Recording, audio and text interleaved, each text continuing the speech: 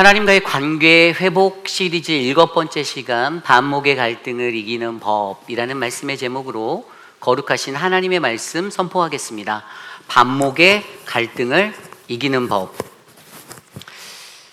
여러분, 세상을 살면서 무엇이 가장 힘들다라고 느끼십니까? 어떤 것이 가장 어렵죠? 저는 개인적으로 인간관계가 가장 힘든 것 아닌가 이런 생각을 하곤 합니다. 세상 살 때 공부하는 거, 일하는 거, 수많은 가지의 것들이 있겠지만 저는 개인적으로 사람들과의 관계성, 이 관계 속에 살아간다라는 이것이 너무나도 어려운 것이구나라고 느낄 때가 많아요. 아마 이곳에 계신 여러분들 중에도 그 관계성의 문제들을 한 번쯤은 누구나 다 겪어보았을 거예요. 혹시 이 자리에 나는 일평생 살면서 나 관계가 너무 좋아 하시는 분 있으면 한번 손을 한번 들어보세요. 저기 손을 누가 드시나? 예, 손 들어보세요. 없나요? 손 드시는 분이 있다면 제가 그 목회자로 살아갈 것들을 축복해드리고 싶어요. 네, 어쨌든 중요한 것은 인생을 살 때 관계라는 것이 정말로 어렵다라는 것입니다. 사람들은 다 이 관계라는 것들을 잘하고 싶어해요. 이 관계의 문제에서 모든 것이 만사형통하고 내가 만나는 사람들, 나와 함께하는 자들과의 그 관계가 정말로 너무나도 은혜롭고 서로 따스한 관계가 되기를 너무 많이 소망합니다. 그런데 이 관계성의 문제를 자세히 들여다보면 거기에는 참으로 많은 요소의 어려움들이 있어요. 그러나 오늘 우리가 묵상한 이 역대하 11장 1절에서 23절까지의 말씀이 바로 이 이스라엘의 남유다 북이스라엘의 분열, 이 갈라짐의 역사를 통하여 반목과 갈등이라는 그 삶의 자리에 역사를 만들고 있는 그들의 모습을 통해 오늘 이 시대를 살아가는 저와 여러분들에게 이 관계의 어려움을 겪고 있는 우리들의 삶에, 그리고 그곳에서 상처받아 힘들어하는 우리들의 삶에 하나님은 오늘 말씀을 통하여서 어떻게 하면 우리가 이 반목의 갈등의 역사를 이겨낼 수 있을지, 어떻게 하면 우리가 진정한 회복, 우리가 진정한 하나됨, 아름다운 하나님의 공동체를 만들어 갈 수 있는지를 오늘 하나님의 말씀을 통해서 함께 우리가 말씀으로 살펴보려 합니다. 오늘 이 시간 저와 여러분들에게 주시는 귀한 말씀 안에서 우리 사랑하는 회빛 한인 장로교회가 반목의 갈등의 역사를 이겨내는 아름다운 공동체의 음성을 듣는 귀하고 복된 시간 되시기를 간절히 축복합니다. 반목의 갈등을 이기는 법, 오늘 우리에게 주시는 첫 번째 말씀은요, 우리는 인본주의적 나이게로의 회복에 착각을 버려야 한다는 것입니다. 우리는 인본주의적 나이게로의 회복에 착각을 버려야 한다. 여러분, 오늘 말씀 1절이 이렇게 시작되어지고 있어요. 르호보암이 예루살렘에 이르러 유다와 베냐민 족속을 모으니 택한 용사가 18만 명이라. 이스라엘과 싸워 나라를 회복하여 르호보암에게 돌리려 하더니. 아멘. 자, 우리가 여태까지 역대하 말씀을 묵상하며 어제 말씀을 통해서도 오늘 이 구절이 나오는 이유는 너무나도 잘 알고 있을 것입니다. 어제 말씀의 16절 이하, 10장 16절 이하에 보면 드디어 이 이스라엘이란 나라가 남과 북으로 분열하게 되는 이야기가 나와요. 그런데 16절이 이렇게 말합니다. 온 이스라엘은 왕이, 르호보암 왕이죠, 자기들의 말을 듣지 아니함을 보고 왕에게 대답하여 이르되 우리가 다윗과 무슨 관계가 있느냐? 우리가 다윗하고 무슨 상관이 있어? 상관없어. 너는 너고 나는 나야 라고 말하는 거예요. 이새의 아들에게서 받은 유산이 없도다. 이스라엘아, 각각 너희 장막으로 돌아가라. 다윗이여, 이제 너는 내 집이나 돌봐라. 너희 일이나 잘해. 우리 신경 꺼 라고 강하게 말하고 있습니다. 그러면서 이 말을 들은 르호보암 왕이 어땠을까요? 마음에 상처가 됐겠죠. 아니, 내가 왕인데, 나 이스라엘 왕인데 우리 아버지가 솔로몬이야, 할아버지가 다윗이야. 근데 지금 너희들이 10개 지파의 이 이스라엘 족속이 나를 거절하고 반대하고 나에게 상처되는 말을 던지는 거예요. 얼마나 상처가 크게 다가왔을까요? 그러고 나서 그가 마음을 가다듬고 이제 그곳으로 르호보암 왕이 역군의 감독 하도람을 보냈는데 이스라엘 사람들이 그를 돌로 쳐 죽입니다. 그리고 그 광경을 목격하고 이 왕은 급하게 다시 예루살렘으로 도망오게 되었죠. 그러면서 성경의 어제 마지막 구절은 이에 이스라엘이 다윗의 집을 배반하여 오늘날까지 이르렀더라 라고 표현하고 있어요. 아멘. 반목의 역사가 시작됐는데 그것이 오늘날까지, 반목과 갈등의 역사는요 악순환이라는 것의 그 원리로 움직이게 되어 있거든요. 한번 반복되어진 것은요, 그것들이 해결되지 않는 이상은 다시 리피트돼서 반복적으로 인류의 역사 속에, 인간의 삶 속에 찾아오게 되어져 있습니다. 그래서 오늘 그 이야기 이후에 오늘 르호보암이 어떻게 해요? 반복의 역사를 자기가 고스란히 옮기고 있어요. 1절에서 읽었던 대로 오자마자 예루살렘에 이르러 유다와 베냐민 족속을 모았어요. 몇 명이요? 18만 명. 그러면서 외치죠. 싸우자, 가자, 치러 가자, 전쟁하겠다라는 거예요. 전쟁을 하겠다라고 선포해 버립니다.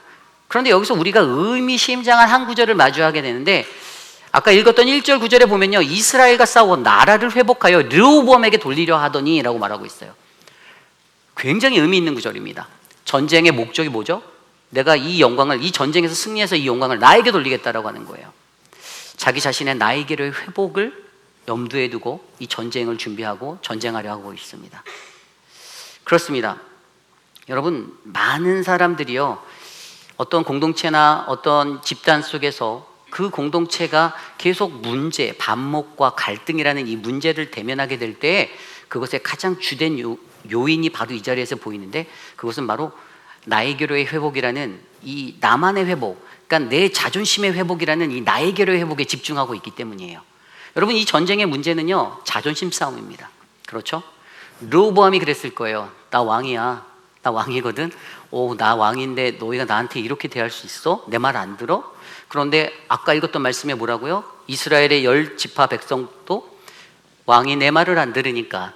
여러분, 사람의 가장 안 좋은 습성 중에 하나가 누군가가 내 말을 들어야 한다라는 원리로 살아가는 거예요. 내 말을 안 들으면 저 사람은 내 편이 아닌 거예요. 내 사람이 아닌 거예요.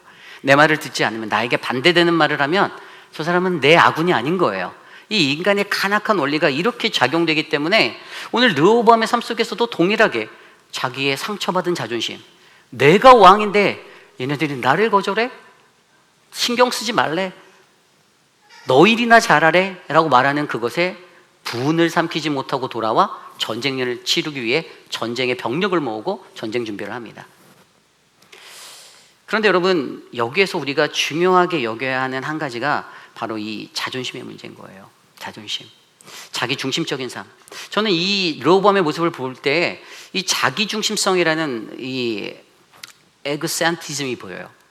인간이 가지고 있는 자기 중심성, 뭐든지 생각할 때 상대적으로 상대를 부정하고 내가 맞다라는 생각으로 인간이 살아가는 이 아주 어리석은 마음. 근데 여러분, 이 마음이 어떠한 것인지 아십니까? 예전에 그 스위스의 심리학자, 우리가 잘 알고 있는 장 피아제라는 사람이 그 인지발달론이라는 이론을 제기했어요. 근데 이 사람은 어린 아이부터 이제 한 장년에 이르기까지의 사람의 일대기적으로 이 스테이지를 4개로 구별을 세그먼트 나눴어요. 그리고 나누고 나서 그 단계 속에서 두 번째 단계를 끌어와서 이 사람이 중심적으로 설명한 게 자기의 중심성이라는 에고센티즘을 설명하였는데, 그가 이 에고센티즘을 이해하려면 그가 주장한 인지발달론은 조금 이해해 볼 필요가 있어요. 인지발달론에서 장 피아제가 어떤 걸 얘기했냐면요, 어떻게 우리 인간이 인지를 하고 살아가는 능력치를 얻게 되는가를 어린 아기부터 4가지 스테이지로 나눴어요. 첫 번째 스테이지는 감각 운동기예요. 여기에는요, 이 대상의 영속성으로 아이들이 인지를 하게 되는데, 이건 0세부터 2세까지예요. 근데 0세부터 2세까지 아이들은 어떻게 하냐? 그냥 간단해요. 우리 사랑이가 있으면, 사랑이가 눈앞에 인형이 싹 나타나면 인형이 나타났다는 존재를 보고 인형이구나, 뭔가 있구나라고 인지해요. 근데 이거를 딱 감춰버리면 이제 이것이 사라진 거니까 존재가 보이지 않으니까, 눈에 보이지 않으니까 인지를 못해요. 이거예요. 눈에 보이는 대로 반응하는 거예요. 아주 영아처럼, 아기처럼. 이게 바로 대상의 영속성을 가지고 이 아이들이 감각 운동기를 하는, 이제 감각을 쌓아가는 거죠. 이 두 번째 이야기가 바로 이 장 피아제가 주장했던 에고센티즘의 자기중심성의 그 단계인데, 이것은 전조작기라고 말해요. 이거는 프리-오퍼레이셔널 스테이지라고 해서, 이 단계에서는요, 어떤 일들이 일어나냐면, 예를 들어 이거예요. 한 아이가 자기가 테레비 앞에 앉아서 테레비를 봐요.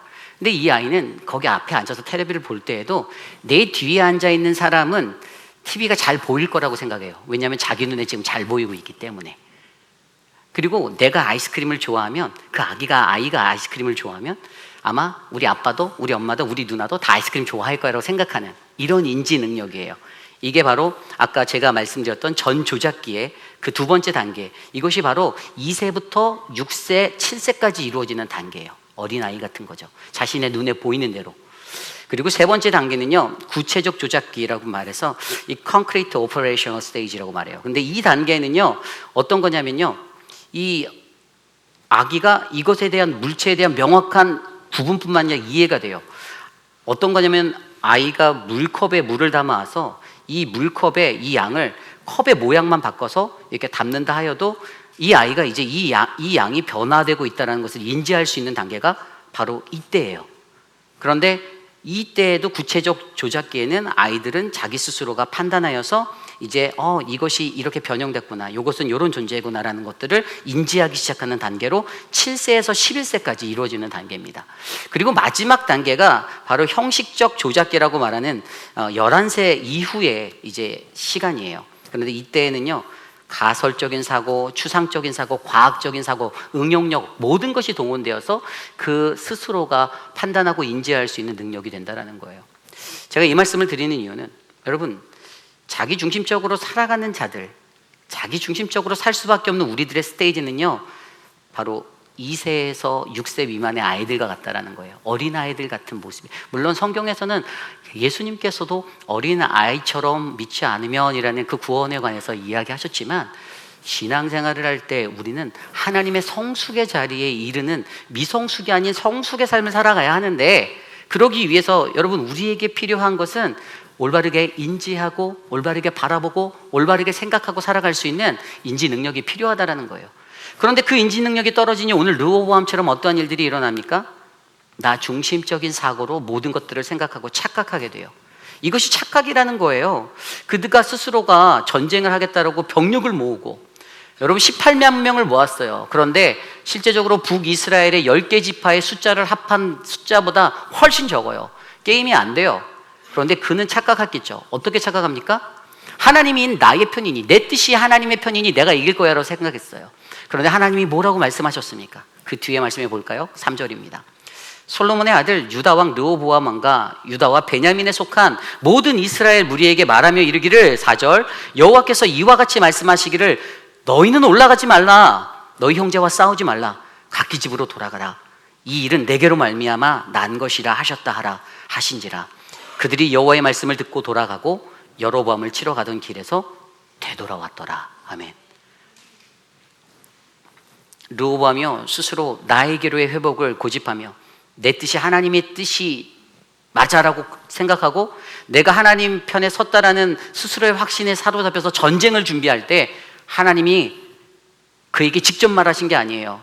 말씀에 보면은 스마야를 통해서, 선지자를 통해서 하나님이 그에게 말씀하신 그 음성은 싸우지 말라라는 거예요. 올라가지 말라는 거예요. 싸우면 안 된다라는 거예요.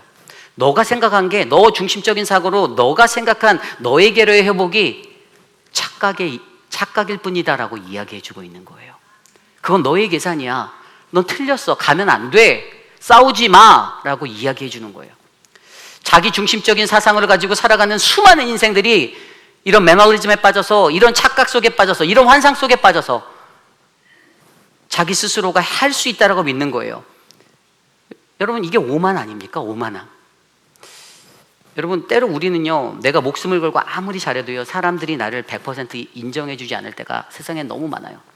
그런데 너무나도 안타까운 것은 뭡니까? 그때 내가 나를 정말로 증명해내려고 내가 노력하며 인간은 살아가고 발버둥 쳐요. 내가 나를 증명하기 위해서 내가 보여주겠어. 내가 할 수 있거든? 너희들이 나를 인정 안 해? 내가 보여줄게. 얼마나 피곤합니까? 안 피곤해요? 저는 피곤하게 느껴져요. 저는 피곤해요. 그런 인생 살아봤는데 너무 피곤해요. 그런데 하나님께서는요, 하나님의 방법대로 또 하나님의 때에 맞춰서 우리에게 정말로 하나님이 나를 다루어 주시고 나를 사용하시는 그 하나님의 섭리, 어제 말씀에서 들었던 그 하나님의 섭리 가운데 우리를 놓아주시면서 어떻게 해요? 우리로 함께 기다리게 하시고 기도하게 하시고 사랑하게 하시고 섬기게 하시고 이해하게 만들어 주신다라는 거예요. 자기 중심적인 삶을 살아가는 사람들은 이게 어려워요. 이게 안 돼요. 근데 하나님을 믿는 거예요. 오늘 르호보암에게 하나님이 가르쳐주는 그 은혜가, 그 속성이 뭡니까? 내게로 말미암아 난 것이래요. 이거 나의 섭리래요. 이게 하나님의 섭리잖아요. It is my time, it's my history라는 거예요. 내 역사라는 거예요. 너는 이게 네 일이 아니라는 거예요. 너 일 아니야. 르호보암, calm down, 이거 네 일 아니야라고 얘기하는 거예요. 이거 내 일이야. 전쟁하러 가지 말래요. 여러분, 전쟁하러 가지 않는다라는 이것이 무엇입니까? 전쟁의 주인이 하나님임을 선포하시는 거예요. 많은 사람들이, 자기중심적인 사람들이 수많은 착각에 내가 하겠다라는, 전쟁을 내가 한다는, 내가 하겠다는, 내가 싸운다는 거예요. 내가 싸운대요. 르호보암이 내가 싸운대요. 야, 모여라. 유다, 베냐민 지파 다 와. 모여. 싸우러 가자. 내가 증명해 보이겠어. 너희들이 날 무시했어? 내가 격파시켜 줄게. 하나님 내 편이야. 내가 보여줄게. 내가 증명할게. 그런데 하나님은 아니라는 거예요. 가지 말라라고 말씀하시는 거예요. 하나님은 수도 없이 그 민족, 그 나라, 그 백성에게 전쟁은 하나님께 속한 것이다라고 말씀해 주셨어요. 여러분, 그 음성 가운데 놓였던 이스라엘임에도 불구하고 이 전쟁이 내게 속했다라고 고집하며 살아가는 우리 인생의 연약함들이 우리를 덮칠 때가 너무 많아요. 어떤 전쟁입니까? 사람들과의 관계 속에서 일어나는 눈에 보이는 전쟁. 내가 이 사람 너무나도 보기 싫은데, 보기 싫을 수 있어요. 저도 그런 사람이 있었어요. 뭐 이렇게 많이 좋아지고 있어요. 옛날에 제가 말씀드렸잖아요. 저 중학교 다닐 때는 친구하고 싸우고 나서 2년 동안 말 안 했다고. 아주 그냥 고집은 세갖고 그냥 근데 자기 안에 보이는 그 전쟁, 그런데 더 중요한 거는 나와의 누군가의 전쟁보다 더 무서운 건 이게 나의 전쟁이라는 거예요. 하나님이 말씀하셨잖아요. 내게로 말미암다. 이것은 네 일이 아니야, 내 일이야. 하나님의 일이라고. 그 전쟁은 하나님의 것이라고 말씀하시는데, 하나님이 말씀하시는 그 원리는 너가 마주하는 그 전쟁, 다른 사람과의 악유가 붙고 관계가 불편하고 불편해지는 그 삶의 불안과 두려움에서 오는 그 모든 분노에서 찾아오는 가만두지 않겠어요. 그 다른 사람과의 전쟁이 아니라 너 스스로와의 전쟁, 네가 영적으로 갈등하고 부대끼는 너의 마음속에서 일어나는 불안함 때문에 만들어내는 그 영적 전쟁을 너가 싸워야 하는데, 근데 어떻게 싸울래? 하나님은 그 답을 뭐라고 하셨어요? 우리가 하나님을 믿고 의지하고 나아가면 하나님이 전쟁의 싸움의 신이 되어주신다. 하나님이 싸워주신다. 이 전쟁은 하나님의 것이다. 성경에도 그런 은혜의 말씀들이 있죠. 다윗이 골리앗과 싸우러 나갈 때 다윗의 선포가 무엇이었습니까? 르호보암의 할아버지였던 다윗에게 선명하게 남아있었던 그의 역사 속에서 사무엘상 17장 47절에 다윗은 자신의 눈앞에 놓여있는 골리앗과 싸울 때 이렇게 외쳐요. 또 여호와의 구원하심이 칼과 창에 있지 아니함을 이 무리에게 알게 하리라. 전쟁은 여호와께 속한 것인즉 그가 너희를 우리 손에 넘기시리라. 아멘. 전쟁이 누구 손에 있다고요? 전쟁은 여호와 하나님의 손에. 결국에 오늘 하나님은 르호보암에게 이걸 가르쳐 주시고자 했던 거예요. 분을 냈어요. 감정적으로 요동쳤어요. 힘들었어요. 가만두지 않겠어. 내가 왕인데 모여라, 싸우자. 근데 멈춰라, 싸우지 마라, 가지 마라. 근데 다행인 것은 그가 이 말을 듣고 멈췄어요. 돌아섰다라고 기록하고 있잖아요. 멈췄어요. 그러면서 그에게 상기시켜 주시는 그 하나님의 말씀은 이 전쟁은 나에게 속한 것이다. 너의 것이 아니다. 여러분, 우리에게 필요한 것은 무엇입니까? 바로 저와 여러분에게 필요한 것은 우리의 삶의 이 영적 전쟁, 밥 먹고 갈등이 일어나게 만드는 관계성의 모든 전쟁, 이것은 하나님께 속한 전쟁입니다. 하나님께 맡기고 나 자신과 싸우셔야 돼요. 나 자신을 다스리셔야 돼요. 내 안에 끓어오르는 그 분노와 시기와 질투와 미움과 다툼의 그 모든 역사를 하나님의 말씀 안에서 오늘 르호보암에게 하나님은 가르쳐주고 계셨어요. 저는 오늘 이곳에 계신 저와 여러분, 우리 모두가 아까 제가 말씀드렸잖아요. 그 장피아제가, 그 심리학자가 말했던 우리가 그 세컨 스테이지에 서면 안 된다니까요. 6살짜리까지밖에 안 된 미성수계가 아니라 우리가 스스로 인지할 수 있고 내 감정을 다스릴 수 있는, 장피아제가 아까 그 두 번째 그 프리오퍼레이션 그 단계 스테이지에서 이 자기중심적인 사고로 살아가는 아이들을 딱 주목했거든요. 우리가 거기에 머물지 말고 우리는 영적으로 성숙한 믿음의 인생이 되어서 저와 여러분이 살아가는 이 아름다운 세상 속에서 하나님의 은혜와 사랑이 넘치는 믿음의 공동체로 함께 아름답게 성장해 나가시기를 간절히 축복합니다. 이것이 바로 오늘 말씀의 첫 번째, 반목과 갈등을 이기는 법. 우리는 인본주의적 나에게로의 회복에 착각을 버려야 한다입니다. 오늘 마지막으로 두 번째 말씀은요, 반목의 갈등을 이기는 법. 두 번째 마지막 말씀은 우리는 오직 여호와를 전심으로 찾는 자만이 강성함의 비결임을 알아야 합니다.입니다. 우리는 오직 여호와를 전심으로 찾는 자만이 강성함의 비결임을 알아야 합니다. 오늘 말씀을 들여다보면요, 르호보암이 놓치고 있었던 첫 번째 원리, 전쟁은 하나님의 것이었다예요. 그런데 르호보암이 어떻게 행동합니까? 5절 이후의 말씀을 들여다볼까요? 5절부터 12절까지의 말씀을 보면 르호보암이 예루살렘에 살면서 유다 땅에 방비하는 성읍을 건축하였다 기록하고 있어요. 베들레헴과 에단과 드고와 블라블라블라 쭉 가서 모든 성에, 유다와 베냐민 땅에 있어 견고한 성읍들을 만들었다라고 합니다. 그러면서 11절 볼까요? 르호보암이 그 방비하는 성읍들을 더욱 견고하게 하고 지휘관들을 그 가운데 두고 양식과 기름과 포도주를 적축하고, 12절 모든 성읍에 방패와 창을 두고 매우 강하게 하니라. 유다와 베냐민이 르호보암에게 속하였더라. 아멘. 저는 이 구절을 읽으면서, 이 패러그래프 읽으면서 무슨 생각이 나는지 아세요? 오늘 이들에게 벌어졌던 이 문제 속에서 하나님이 가르쳐 주시고자 했던 한 가지가 더 있는데, 그것이 무엇이 강한가예요. 무엇이 강한가. 근데 르호보암은요, 강함을 위해서 뭘 했어요? 방비성을 쌓았어요. 그리고 국고성을 만들었어요. 비축을 했어요. 전쟁 준비를 한 것 같죠? 견고해질 거라고 믿어서 요새를 쌓았어요. 그리고 성경에 보니까 강하게 하니라, 이게 강하다라고 생각을 했고, 이렇게 되면 우리가 강한 나라가 될 수 있어라는 그 강함을 바라보았어요. 이게 르호보암의 시선이었어요. 그런데 르호보암의 시선이 맞을까요? 하나님이 정말 그래, 너 강해졌어, 너희 강해졌다, 잘했다 이러셨을까요? 여러분, 오늘 앞서서 있었던 이 모든 문제가 다 자존심 싸움이라고 제가 말씀드렸잖아요. 자존심 싸움은 왜 일어납니까? 내가 더 강하다, 내가 더 힘이 있다예요. 그 자존심에 눌린 거예요. 내 자존심이 짓밟혔다라고 느끼는 거죠. 내가 너보다 높은데 네가 감히 나에게? 이게 내가 강하다라는 어떤 그런 의식들이 우리에게 심리적인 그런 원인으로 작용돼서 이런 문제들을 일으키게 되는 거죠. 그때 하나님은요, 이 르호보암에게, 이렇게 국고성을 짓고 있고 성벽을 강화시키는 그에게, 전쟁으로 나에게 회복을 이루려 했던 그 르호보암에게 하나님이 진정한 강함이 무엇인지를 하나님의 방법으로 보여주고 계세요. 그게 바로 오늘 말씀의 13절입니다. 온 이스라엘의 제사장들과 레위 사람들이 그들의 모든 지방에서부터 르호보암에게 돌아오되, 14절 레위 사람들이 자기들의 마을과 산업을 떠나 유다와 예루살렘에 이르렀으니. 아멘. 어떤 게 느껴지세요?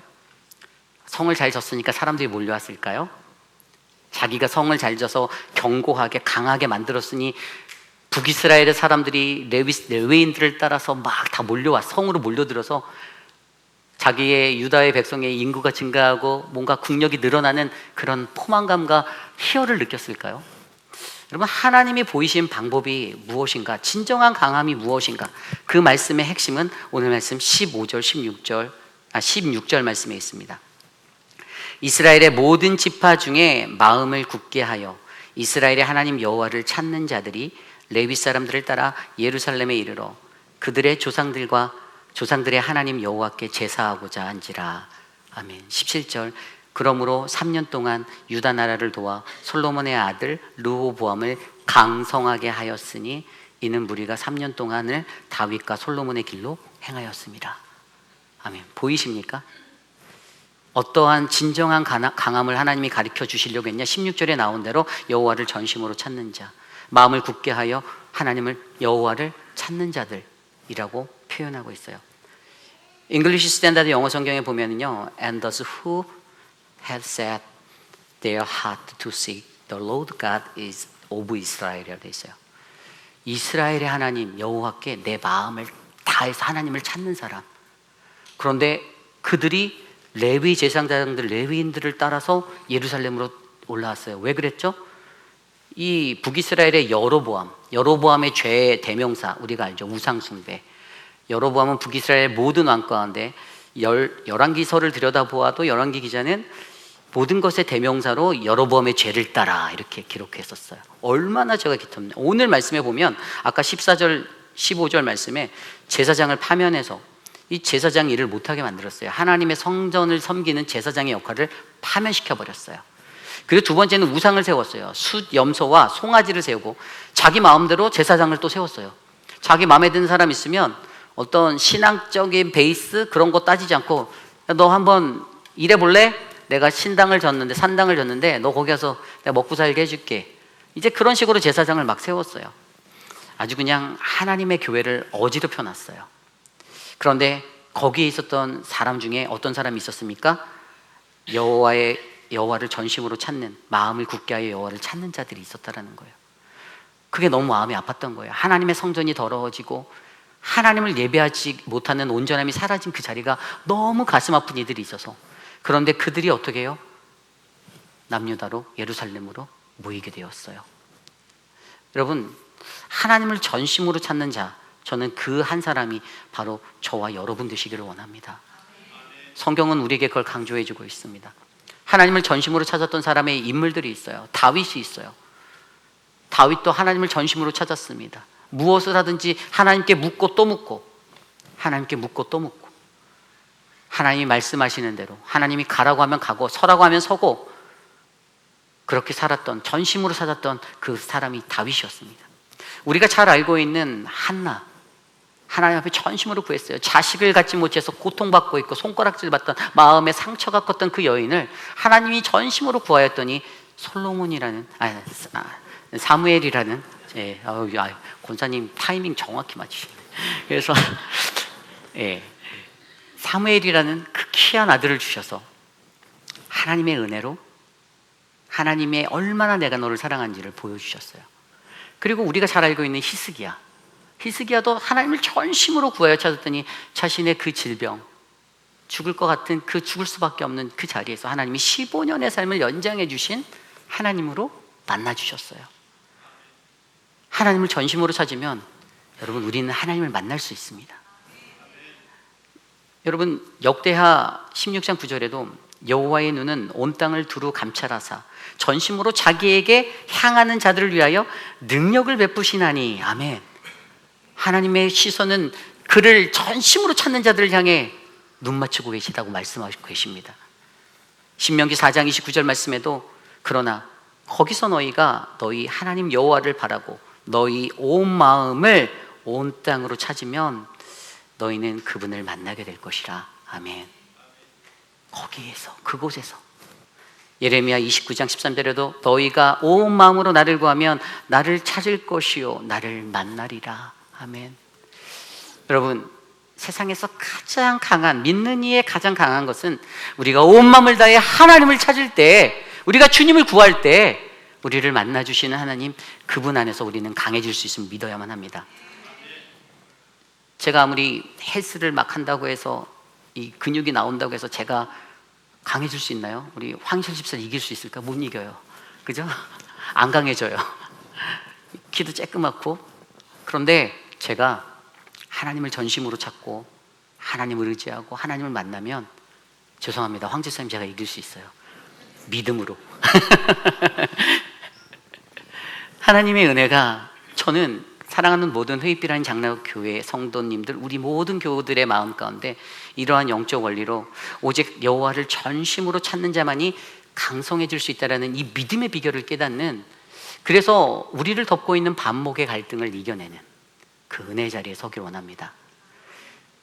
나 스스로가 강하다, 내가 더 높은 곳에 있다, 누군가를 다스리고, 여기 군부대 지역이니까 종속적인 관계가 있죠. 군부대는 다 명령사회 아닙니까? 시스테매틱이 아주 조직적으로. 그런데 중요한 것은 하나님의 나라는, 하나님의 땅은 더욱더 높임받는 자리에 서 있을수록 더 많이 겸손하게 엎드리고 섬기시고 수고하는 믿음의 땅이 되셔야만 합니다. 그때 저는 저와 여러분들 우리 안에 하나님 주시는 그 거룩한 은혜로 말미암아 아버지 하나님의 크신 평화와 사랑을 우리 공동체가 경험하게 될 거라 믿습니다. 이것이 바로 오늘 말씀의 마지막 반목의 갈등을 이기는 법, 우리는 오직 여호와를 전심으로 찾는 자만의 강성함의 비결임을 알아야 합니다입니다. 이제 말씀을 정리하고자 합니다. 여러분, 마음이 상할 때가 많이 있잖아요. 그렇죠? 마음이 상할 때가 많이 있어요. 사람들과의 관계 속에서 상합니다. 저도 사람한테 상처받을 때도 있고요. 아마 저도 누군가에게 상처를 줄 때도 있겠죠. 근데 반목의 이 역사는요, 한쪽에서 끊어지지 않으면 절대 끊어질 수 없어요. 누군가는 그것을 멈추려 한다면 누군가는 결단하고 반응하지 말아야 돼요. 멈춰야 돼요. 마음을 상하게 하는 인간관계의 그 반목의 역사는 계속해서 악순환이라는 이 사이클 속에 돌게 되어져 있어요. 이거는 노예에 속한 목사들 다 똑같아요. 성도들만의 이야기가 아니에요. 세상에서 정치하는 정치가의 일들 다 똑같아요. 야당과 여당 똑같아요. 그들이 왜 반목의 갈등의 역사 속에 왜 분열되어지고 나뉘어져 있는가? 왜 흙과 백의 논리로 그들이 갈라서 있는가? 하나예요. 우리 안에 하나님이 계시지 않아서예요. 만약에 우리가 정말로 하나님이 우리와 함께 하심을 믿고 내가 이 반목의 갈등의 역사를 내가 이제 믿는 이로서 어떻게 살아가야 하는가를 내가 고민해 본다면 그 하나님은 저와 여러분들의 상처를 만져주시는 하나님이 되어주신다는 거예요. 여러분, 오늘 이야기 속에서 제가 발견한 것은 하나님은 르호보암의 상처를 보셨어요. 르호보암의 마음이 아픈 것이 보였어요. 사람들 때문에 상처받아서 오히려 자신의 자기중심적인 편향의 그 성향을 가지고 에고센트리즘으로 자기를 드러내고 전쟁을 치르려 하고 싸우려고 하는 그의 그 이를 악무는 그의 모습이, 그 완고함이 하나님의 눈에 보였어요. 그런데 하나님이 말씀하시는 거예요. 멈춰야 한다라는 거예요. 끊어져야 한다라는 거예요. 반복될 거라는 거예요. 하나님의 믿음의 교회인 우리 교회에게도 하나님은 말씀하십니다. 우리의 삶 속에서도 내가 만약에 그러한 관계의 무너짐 가운데 놓여 있다라면, 내가 상처받은 영혼이라면 하나님이 나를 향하여서 멈추라 말씀하시는 그 멈춤의 자리에 서 있어야 해요. 그리고 우리는 보아야 합니다. 전쟁은 하나님께 속한 것이니 나와의 전쟁에서 내가 이길 수 있도록 더 많이 기도하고 더 많이 무릎 꿇고 더 많이 하나님의 말씀으로 나를 다스려 달라고 간구해야만 합니다. 그리고 여호와를 간절히 찾는 자들에게, 전심으로 하나님을 구하고 만나는 자들에게, 찾으러 하는 자들에게 하나님 만나주신다고 하셨사오니 내 방벽에 내 성벽을 쌓아내고 굳고성을 짓고 나의 견고함을 강함으로 드러내려고 하는 인생이 진짜 강한 인생이 아니라 하나님 앞에 전심으로 나아가는 자가 하나님으로부터 주시는 그 진정한 강함의 그 은혜를 얻을 수 있음을 저와 여러분들이 경험하시기를 바랍니다. 여러분, 우리 하나님은 우리 인간이 갖고 있는 어떤 폭력적인 혁명 이런 것들 원하지 않습니다. 사람의 힘과 힘의 원리로 재단하고 세상을 만들어버리는 그 원리를 하나님은 원하지 않으세요. 오직 하나님께서는요, 우리 인간이 오직 그분의 구원 안에서 나의 힘으로는 구원의 가능성이 없으니, 나의 힘으로는 이 구원을 이룰 수 없으니 주님, 나의 삶의 방향을 돌려 내가 하나님께로 나의 시선을 맞추고 나의 삶을 주님께 돌리오니, 내가 주님 이곳에서 엘로힘 엘로힘이라고 주님을 간절히 찾으오니 하나님 나의 기도를 들어주시고 주님 내게 임하여 주시고 나를 구원하여 주시옵소서. 하나님의 구원을, 주님의 긍휼하심을, 주님의 자비를 오늘 나의 삶에 부어 주십시오라고 간구하는 그 인생을 하나님은 참된 구원자로 부르고 계신다는 사실을 잊지 마시기 바랍니다.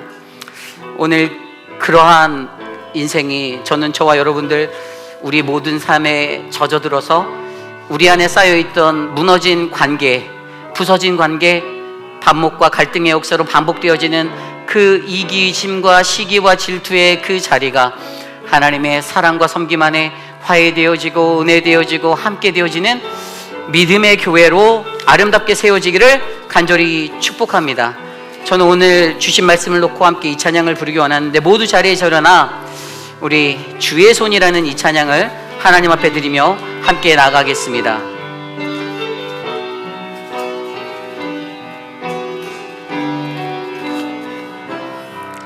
함께 찬양할까요? 전능하신 우리 하나님, 전능하신 우리 하나님,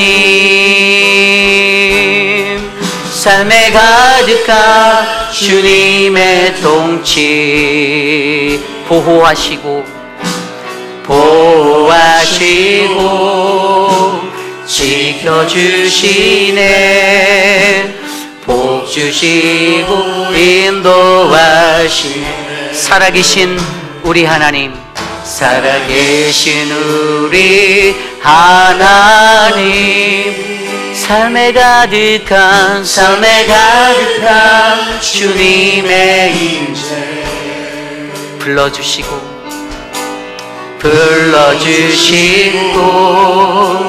채워주시네. 들으시고 응답하시네. 주의 손이 붙드시네. 흔들리는 우리의 삶에 주의 손이 고치시네. 상한 우리의 마음. 다시 한번 찬양할까요? 전능하신 하나님, 전능하신 우리 하나님, 삶에 가득한 주님의 통치 보호하시고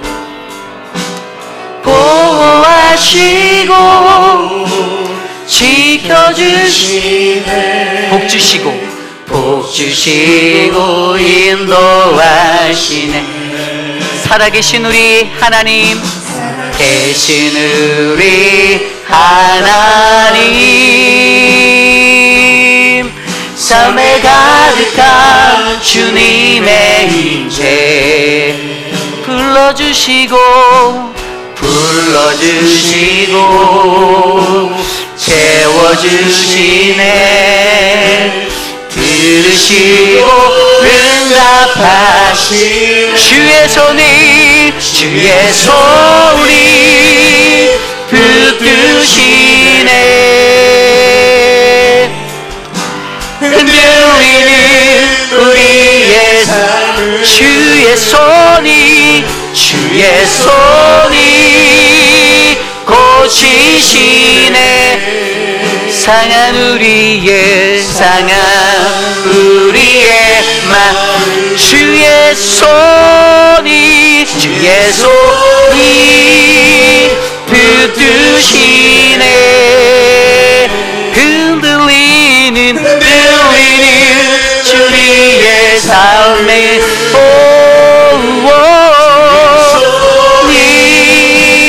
고치시네. 상한 우리의 마음, 우리 마지막으로 다시 한번 고백할까요? 주의 손이 붙드시네. 우리 두 손 높이 들고 고백합니다. 흔들리는 우리의 삶을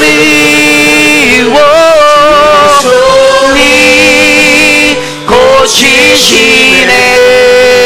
상한 우리의 마음, 상한 우리의 마음을, 상한 우리의 마음이, 상한 우리의 마음이.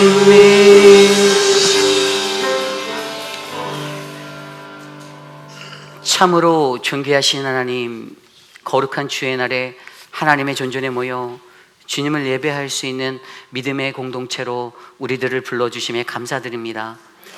하나님, 연약한 우리들의 마음속에 반목과 또 아픔의 갈등, 그 상처의 역사가 있다라면 하나님, 서로가 서로 안에서 하나님의 그 은혜를 배워 하나님 서로 돌아보고 사랑하고 기도하고 기다리는 아름다운 공동체로 거듭날 수 있도록 인도하여 주시기를 간절히 소망합니다. 하나님, 우리의 힘과 우리의 능이 아닌 내 안에 잡혀져 있는 하나님의 인본주의적인 나에게로의 회복의 착각을 내가 깨뜨려 버리며 모든 전쟁의 주인 하나님이 되시고 내가 싸워야 할 영적 전쟁에서 하나님의 역사하심을 바라며 내가 승리할 수 있도록 주님 기도하게 하여 주시옵소서. 또한 우리는 오직 여호와를 전심으로 찾는, 하나님 마음을 굳게 하여 전심으로 하나님을 찾는 거룩한 백성이 되어서 하나님 전심으로 주를 찾는 자는 만나 주신다라는 하나님의 그 음성 앞에 하나님 주님의 음성 듣고 하나님 강성해질 수 있도록 역사하여 주시옵소서. 하나님, 사랑하는 송혜나 집사님 9월 30일에 무릎 수술을 놓고 계십니다. 회복의 은혜를 베풀어 주시고 하나님 모든 수술이 하나님의 손에 있음을 우리가 고백하오니 하나님 치료하여 주시옵소서.